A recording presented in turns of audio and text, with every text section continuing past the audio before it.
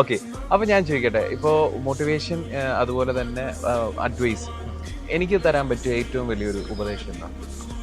ബ്രോയ്ക്കെന്നല്ല, ഞാൻ പൊതുവെ എൻ്റെ എക്സ്പീരിയൻസിൽ നിന്ന്, എൻ്റെ പരിമിതമായ അനുഭവങ്ങളിൽ നിന്ന് പറയുന്നു എന്നുള്ളത്.